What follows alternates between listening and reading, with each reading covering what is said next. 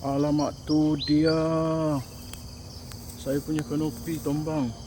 Saya rasa kena pukul ribut sebab kalau dia tengok ke bawah tu dia. Pokok kantan saya pun tu dia. Kantan saya habis separuh. So yang mana kembang tu akan saya tuai dan dahan yang patah tu akan saya potong. Dan tu dia.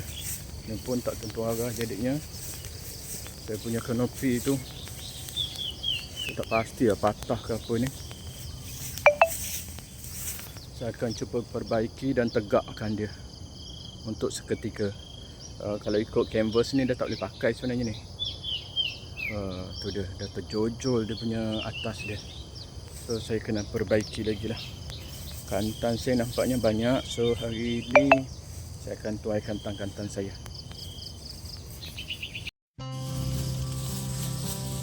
Saya akan cuba tegakkan kanopi saya tu ya.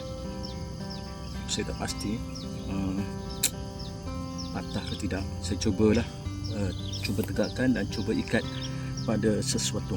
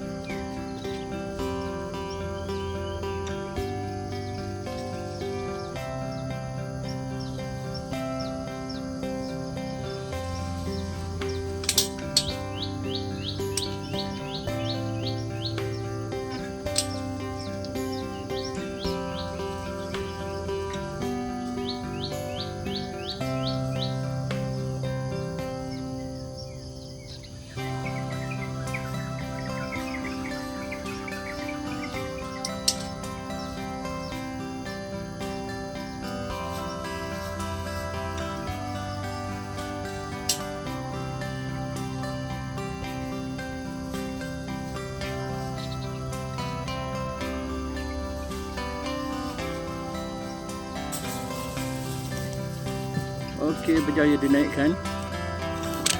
Berjaya ditegakkan. Cuma saya akan cuba ikat.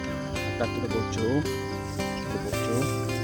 Saya akan cuba ikat tuang putih tu, isi air supaya dia mengikat. Dan di sebelah situ pun saya akan ikat juga untuk mengelakkan daripada terbang lagi sekali kanopi ni.